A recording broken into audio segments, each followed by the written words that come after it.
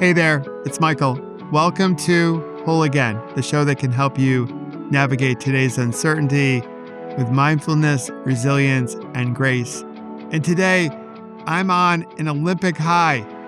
The Olympics are not over as I record this. We still have a few more days until the closing ceremonies, but I just watched Michaela Shiffrin win the gold medal in women's slalom, and I was overcome by a sense of relief. She has struggled for so long in the Olympics, even though she's the GOAT.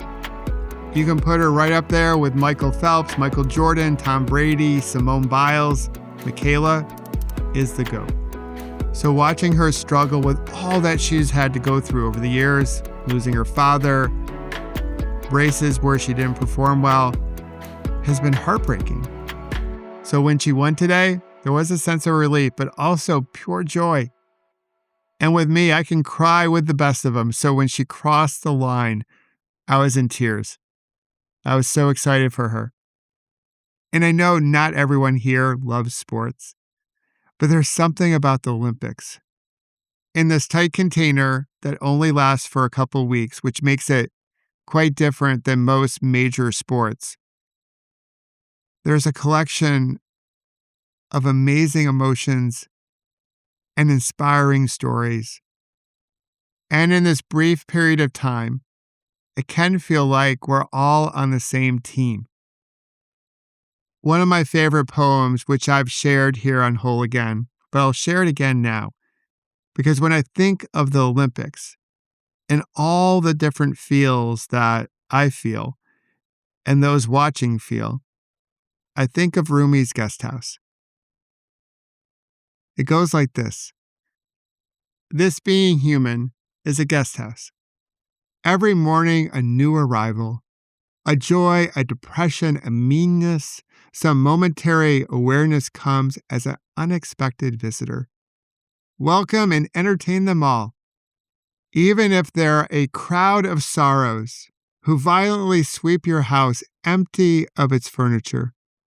Still, treat each guest honorably. He may be clearing you out for some new delight. The dark thought, the shame, the malice, meet them at the door laughing and invite them in. Be grateful for whoever comes, because each has been sent as a guide from beyond. So when I think of the Olympics, I think of the guest house, because every morning there's a new arrival. Heck, with every event, there's a new arrival, a new emotion, a new feeling, a new sensation. And here at Whole Again, I believe creating a meaningful life is not about chasing happiness or trying to be 5, 10, 15, 20% happier. It's about creating the space where we can welcome all the visitors to our guest house, inviting them all in, standing at the door laughing as we do. And when we watch the Olympics, we feel a range of emotions as we take in all the stories from the athletes. Last week, I shared an episode on Lindsey Vonn. I was up early the morning she was skiing downhill, and I just felt the sadness when she crashed only 13 seconds into her run. Then I felt disgust when I started to see the sexist response online to her crash. That's what the episode was all about. But in her same race, the American Breezy Johnson won the gold medal. Pure joy. I felt that feeling of mudita. Or watching the U.S. women play hockey and the trust that's involved when you have to skate where the puck is going, not where the puck is at. And when it comes to the skating events, whether it's speed skating or figure skating, we also feel all the different emotions. I felt delight when I saw that the U.S. team won the gold medal, but also despair for Ilya and his disappointing performance. But I also appreciated his vulnerability as he shared, really throughout the whole Olympics, how much pressure he was under and how medals don't define who he is as a person. Amen to that. And as I've watched over the last 12 days, I've also felt fear, another emotion. Because when you look at the Winter Olympics compared to the Summer Games, at least it feels like there's more danger in the events at the Winter Games than the Summer Games.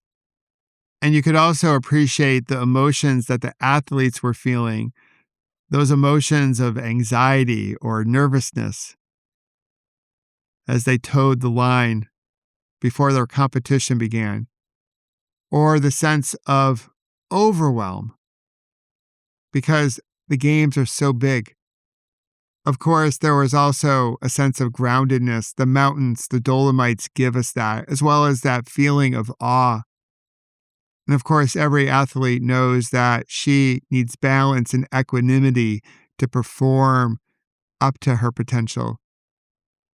And as a viewer, there's great respect and admiration for the athletes just in making the games, and compassion and empathy for those that don't perform the way they wanted to, because we can all understand that feeling, because we've all been there, maybe not in sport, but in some aspect of our lives. And there was also great pride. The host country, Italy, they outperformed expectations. It was so awesome to see. All these athletes, as they come together, bring us so much.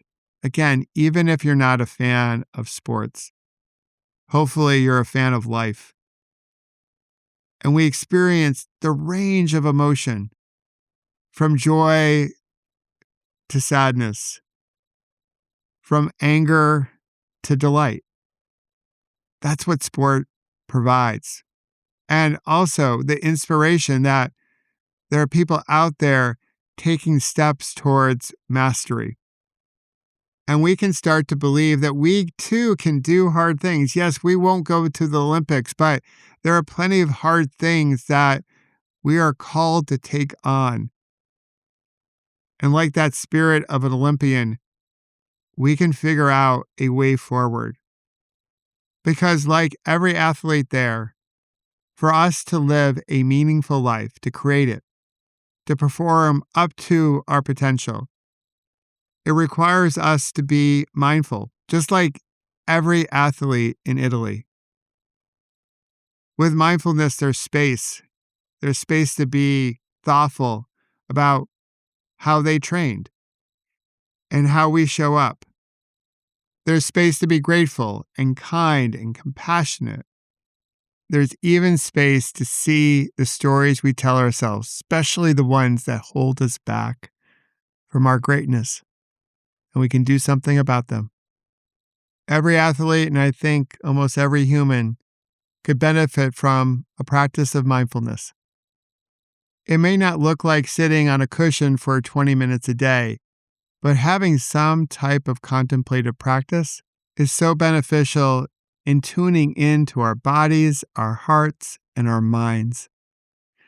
And each one of them did not have a linear path to the Olympics. Over the years, they all had moments of great progress and setbacks. They suffered from injuries and broken bones and moments where they didn't feel whole again, just like us.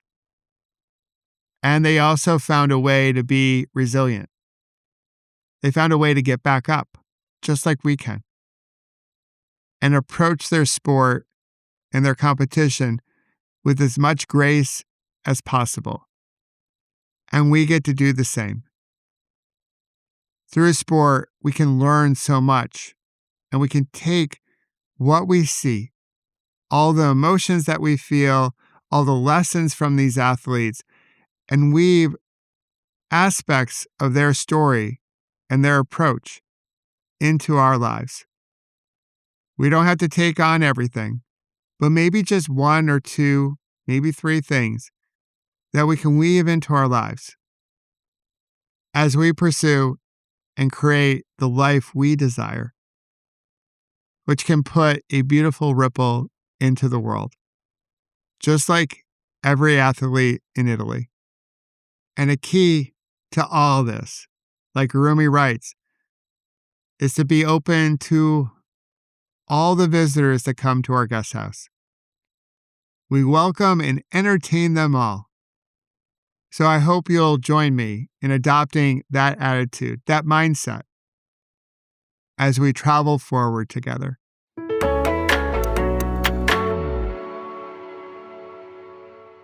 And as always, thanks for being here. Thanks for being part of our community. And if you haven't yet joined me over on Substack, I hope you will. Over there, my handle is Milkshakes with Michael. I explain why I use that handle when you join me over there. And over there, I share writing, teaching, and I host live meditation practices throughout the week with other like-hearted humans just like you. So I hope I'll see you over there. Until then, keep pedaling and keep putting a beautiful ripple into the world. I appreciate you.